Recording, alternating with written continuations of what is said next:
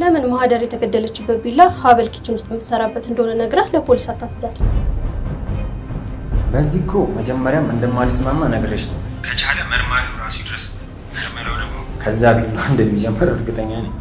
ቆይ ግን አንተ ጉዳዩን ሀብል ነች የፈጸመችው ብለህ ለፖሊስ መጠቆም ለምን የከበደ?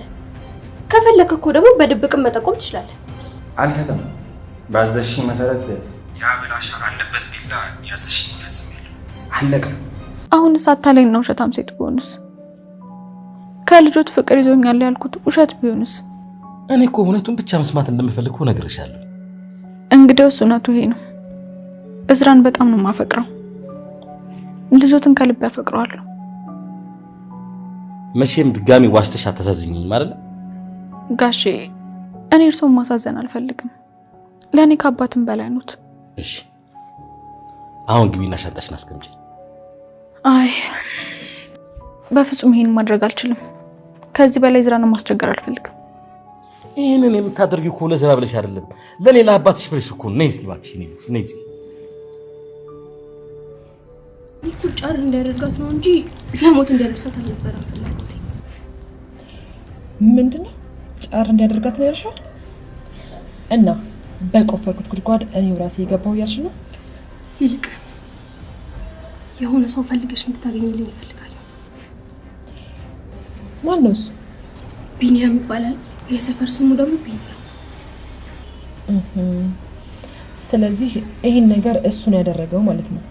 በእርግጥ ልጁ ደፋርና ኃይለኛ ስለሆነ መርማሪ እንኳን ቀድሞ ቢያገኘው ምንም አይመስላችሁት? ግልጽ ነው። መጀመሪያውን የምሰራበትን ቢላዋ ወሰዳችሁ። ከዛ ደግሞ ማህደርን በመግደል እኔ ገደልኳት ማስመሰል ፈለጋችሁ።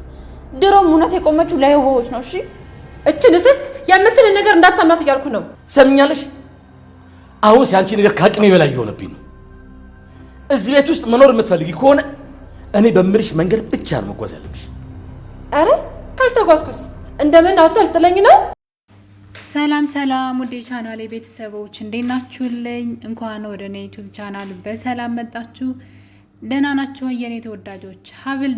በሀብል ድራማ በክፍል 8 ላይ እንግዲህ አስገራሚ ነገሮችን እያየን እንገኛለን። እንግዲህ እንደሚታወቀው ወይዘሮ መነን የገዛ ልጇን ባትወልዳትም እንግዲህ በሰዎች ዘንድ የሷ ልጁን የምትታወቀውን ሀብልን ለእንጀራ ልጇ በመዳሯ እንግዲህ ይሄ ሚስጥር ቀን ጠብቆ ወጥቷል ማለት ነው። ሚስጥሩ የወጣው ደግሞ እንግዲህ በአቶ እስክንድር እህት በወይዘሮ አጸደ በኩል ነው። ወይዘሮ አጸደ እንግዲህ የራሷን ጥቅም ለማስጠበቅ ስትል የእነሱን ሚስጥር እንግዲህ ጎርጉራ አውጥታለች። ሰው እንዲከታተላቸውና ማንነታቸውን እንዲያጣራ አድርጋ ማንነታቸው ተደርሶበታል። እንግዲህ ስሟን ቀይራ ሁሉ ነበረ።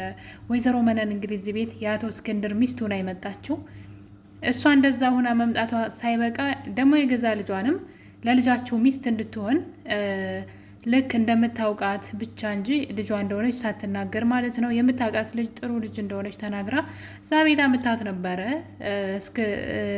አቶ እስክንድር ግን ለልጃቸው ለእዝራ ሳይወዳት ድረውለታል።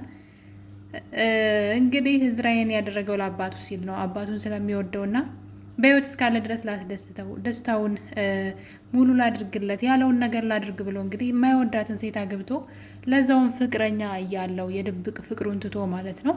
እንግዲህ ይሄ ሚስጥር ከጊዜያት በኋላ ወይዘሮ አጸደ ንብረቱን ሊካፈሏትና እነሱም ይሄ ሀሳብ እንዳላቸው ስላወቀች ነው እንግዲህ የእነሱን ማንነት አጣርታ የደረሰችበት። ማንነታቸው ከታወቀ በኋላ እንግዲህ በመሀል ብዙ ነገር ተፈጥሯል። እንደምታውቁት እንግዲህ ደግሞ ማህደር ተገላለች። ማህደር እዛ ቤት በወጣች በትንሽ ቀን ውስጥ እንግዲህ ተገላለች እና ነገሩ የመጣው እንግዲህ ወደዚህ ቤት ነው። ተጠርጣሪዎቹም እዚህ ቤት ውስጥ ናቸው። ብቻ እዚህ ቤት ጋር የተያያዘ ታሪክ ነው ያላት ልጅቷ። ሲጀመርም በተለይ ደግሞ ቤት ፍቅረኛዋን ያገባች ሴት አለች ወይም ደግሞ ሀብል የባሏ ፍቅረኛ እንደሆነች ስታስብ ቤት ውስጥ የሚጣሉ ስለነበረ በቀላሉ እንግዲህ ሀብል ለዚህ ነገር ትቀርባለች፣ ገደለቻትም ለመባል። በተለይ ደግሞ ልጅቷ የሞተችው አሟሟት ማለት ነው ሀብልን ቀጥታ እንዲመለከታትና ሀብል ተጠርጣሪ እንድትሆን የሚያደርግ ነው። ለጊዜውም ቢሆን ሀብል ከተጠርጣሪነት ወይም ከተጠያቂነት ብታመልጥም ነገር ግን እስር ቤት መግባቷ የማይቀር ነው። ምክንያቱም ደግሞ ይሄ ነገር ሆን ተብሎ ሴራ ነበር እንግዲህ እዚህ ቤት እንዲወጡ ቤቱን ለቀው እንዲወጡ በነገራችን ላይ ወይዘሮ አጸደ ነበረች ይሄን ነገር ታደርጋለች ብለን ስንጠብቅ የነበረው።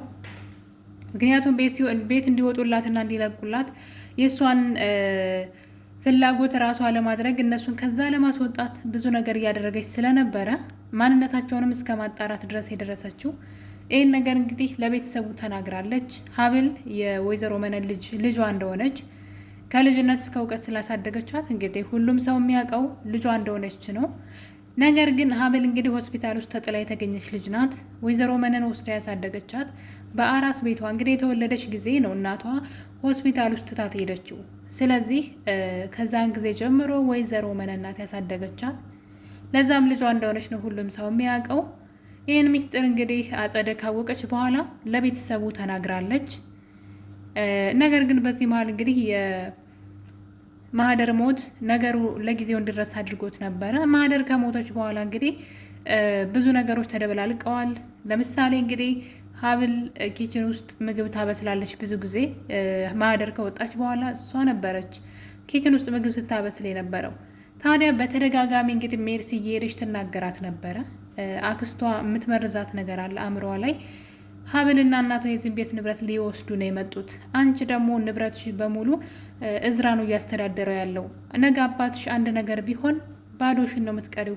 ከውርስ ያስወጡሻል፣ ንብረትሽን ሊዘርፉ ነው እያለች እነሱን እንዲጠሉ እንድትጠላቸውና ከቤት ምንድነው አማራ እንድታባረራቸው እሷን መብት እንዳላት ወይም ደግሞ አባቷ በህይወት እያለ እንዲያወርሳት ውርስም ደግሞ እንድትጠይቀው ብቻ ብዙ ነገሮችን መጥፎ ሀሳቦችን ወደ አእምሮዋ እያመጣች ሜርሲን አክስትየዋ እየመረዘቻት ነበረ።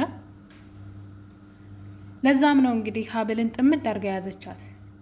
በተለይ ገንዘብ የማያደርገው ነገር የለም። እንግዲህ የገንዘብ ነገር ምን ያክል ዋጋ ምንም ያደርጋሉ የማይባሉ የማይጠበቁ ሰዎች ራሱ ሳይጠበቁ ወይም ደግሞ ያስቀመጣችሁበት ቦታ ማለት በቅጽበት ተቀይሮ ነው የምታገኟቸው። እና እንግዲህ ሜርሲ ለገንዘብ ነው ሁሉ ያደረገችው። አክስቷ ስለ ገንዘብ ነው ደጋግማ የምትነግራት ገንዘብ ወሳኝ ነገር እንደሆነና እነሱም የዚህን ቤት ንብረት እንደሚፈልጉት አንቺ ንቁ ካልሆንሽ ወንድምሽን አታለው ንብረቱን ይወስዱታል እያለች እንግዲህ ስለ ገንዘብ ኢቭን ወንድምሽ ብቻ አይደለም አንቺ መብት አለሽ የማስተዳደር፣ ስለዚህ ለአንቺም ድርሻ ይሰጥሽ እያለች እንግዲህ አክስትየዋ ትናገራት ስለነበረ ነው ልጅቷ የተቀየረችው። አንዲት ፍሬ ልጅ ናት። እንኳን አይደለም ሰውን ለማስገደል ቀርቶ ሰውን ለመሳደብ ራሱ ብቁ አልነበረችም። ነገር ግን በአክስትየዋ ውትወታ እንግዲህ ልጅቷ ወደ መጥፎ ነገር ሄዳለች።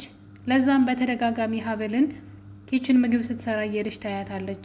አንቺ አይደለም ለወንድም የሚስት ለኪችኑ ራሷ አትመጥኝም እያለች ትናገራት ነበረ። እንግዲህ በዚህ ቅጽበት ነው ሜርሲ ልትጠብቁት የማትችሉትን ነገር ያደረገችው። እሱም እንግዲህ ከዛ ቤት የወጣችው ማህደር የእዝራ ፍቅረኛ የነበረችውን ማህደርን አስገደለቻት። በእርግጥ እንድትገደል ሳይሆን ጀስት የሆነ ብቻ አደጋ እንዲደርስባት። ያ ቢላው ደግሞ እንግዲህ የሀብል ብዙ ጊዜ የምትሰራበት ቢላ ስለሆነ የሀብል አሻራ ያለበት ነው እና ስለዚህ በጥንቃቄ ነበር እንዲሰራ የነገረችው ለልጁ። ልጁ ግን እንግዲህ ማህደርን በጣም ስለጎዳት ልጅቷ ሞተች። ከሞተች በኋላ እንግዲህ ይህን ነገር አቶ እስክንድር ናቸው ያወቁት ማለት ነው። ማንም ሰው ሜርሲን አይጠረጥራትም ነበር። ሁላችንም የጠረጠርነው አጸደን ነው። አጸደ እነሱን ማጥመድ ስለምትፈልግ፣ እነሱን ወንጀል ውስጥ መክተት ስለምትፈልግ፣ ከዛ ቤት ለማባረር ስለምትፈልግ፣ በነፃነት ያለማንም ተቀናቃኝ እዛ ቤት ውስጥ የምትፈልገውን ተንኮል ለመስራት እነሱን ማባረር እንዳለባት ስለምታውቅ ከሷ ውጭ ይህን ሊያደርግ የሚችል ሰው አለ ብዬ እኔ ራሴ ልገምት አልችልም። ነገር ግን የማይገመቱ ሰዎች እንግዲህ ምን እንደሚያደርጉ ሜርሲ ናት እንግዲህ ይህን ሁሉ ተንኮል የሰራችው ሀብልን ለማስያዝ ሀብልን ለማስጠርጠር ብላ በሀብል ቢላ ማህደርን አስሞግታታለች ማለት ነው።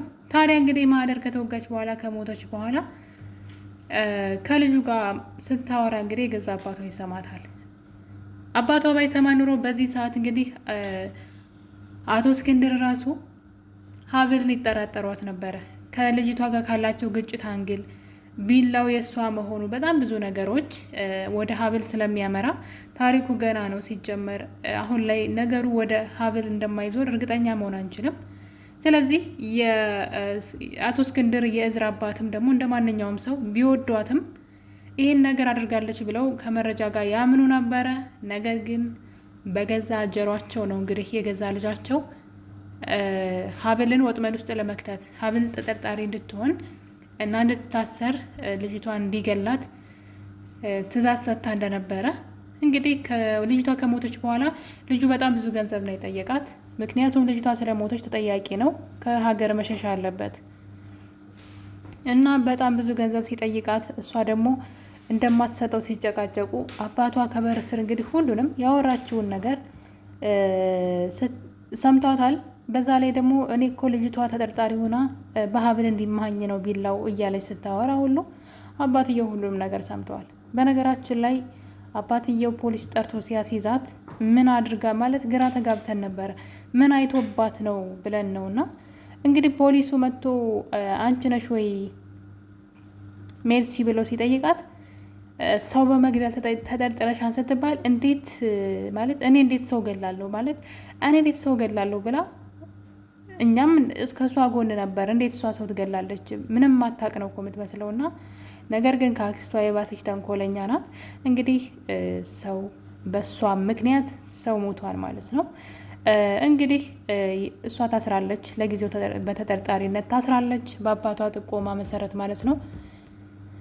ነገር ግን ቀጣይ የሚሆነው እንግዲህ ምርመራ የሚባል ነገር አለ። በምርመራው ሰዓት እንግዲህ ቢላው መገኘቱ አይቀርም። ደስ የሚለው ነገር ግን ሀብል ቀድማ ተናግራለች።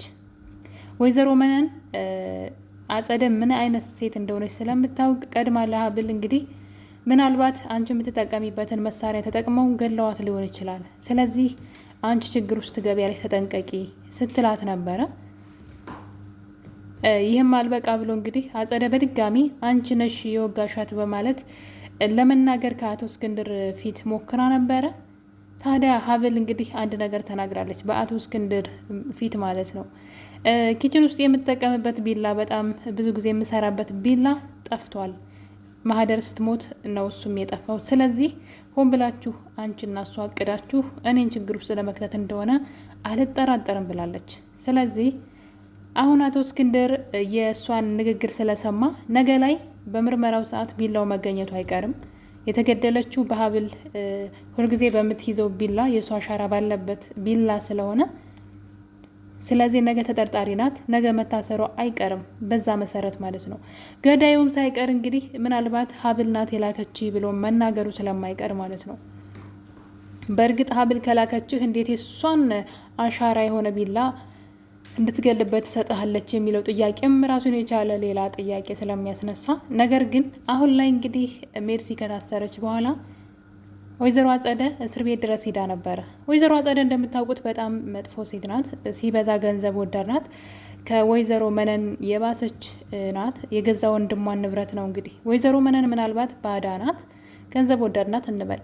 ይችኛዋ ግን የገዛ ወንድሟን ንብረት ነው የምትፈልገው እና እንግዲህ ሜርሲን እስር ቤት ልጠይቃት ሄዳለች። ነገር ግን ሄደችው ለልጅቷ አስባ ልጠይቃት ሳይሆን ስለሆነው ነገር ልታጣራ ነው። ሜርሲ ይህን ነገር እንዳደረገችውና እንዳላደረገችው እየጠየቀቻት ነበረ። ሜርሲም ደግሞ እሷ ልጁን አዛው እንዳደረገና በሀብል እንዲያማኝ እንደነገረችው እሷ እንዳስገደለቻት ስትናገር አጸደ በእርግጠኝነት የሆነ መረጃ እየያዘችባት እንደሆነ እርግጠኛ ነኝ። ሜርሲን ምናልባት ሪከርድ እያደረገቻት ይመስለኛል። ምክንያቱም እሷ ሰውን አትወድም። የእህቷ ልጅ ወይም የወንድሟ ልጅ ናት። እንግዲህ ሜርሲ ግን ጉዳዩ አይደለም ከገንዘብ ጋር ነው እሷ ያላት ቁርኝትና ምናልባት ልጅቷን እያጠመደቻት ይመስለኛል። እንግዲህ ሪከርድ ካረገቻት በኋላ ልጁን ደግሞ እንግዲህ በቤተሰቡ አስፈራርታ መጥቶ እንዲመሰክር ሀብል እንደላከችው መስክሮ እስር ቤት እንዲገባ ታደርገዋለች። ከዛ ሀብልም ተጠርጣሪውን እስር ቤት ትገባለች። ያ ማለት ሜርሲ ከእስር ቤት ትወጣለች ማለት ነው። ከእስር ቤት ከወጣች በኋላ እንግዲህ በያዘችው ሪከርድ እያስፈራራች የቤቱን ንብረት ወይም ደግሞ ድርጅቱን ሳይቀር በስሟ ልታዞራት ትችላለች። በእርግጠኝነት ይህንን ነው የምታደርገው። አጸደ በጣም ተንኮለኛና መጥፎ ሴት ናት። ስለዚህ እንግዲህ ሜርሲን እያውጣጣቻት ነበረ።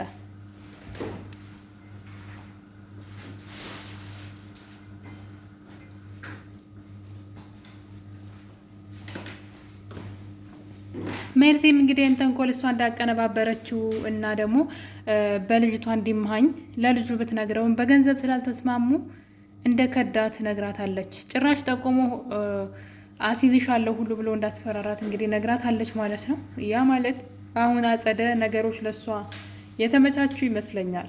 በቅርቡ ልጅቷ ከእስር ቤት መፈታቱ አይቀርም። ምክንያቱም ደግሞ የዚህ ነገር ተጠርጣሪ የምትሆነው ሀብል ስለሆነች ማለት ነው። ሀብልን እንግዲህ እዛ ቤት ውስጥ የተረዷት አማቷ የእዝራ አባት አቶ እስክንድር ብቻ ናቸው። እሳቸው ናቸው እንግዲህ ጭራሽ ሌላ እድል እንስጣት፣ ምናልባት በወይዘሮ መነን ተታላ ነው ይህን ያደረገችውና ሌላ እድል እንስጣት፣ ምን አይነት ልጅ እንደሆነች እንያት በማለት እዝራ እሷን እንዳይፈታት አባቱ ከልክሎታል ማለት ነው።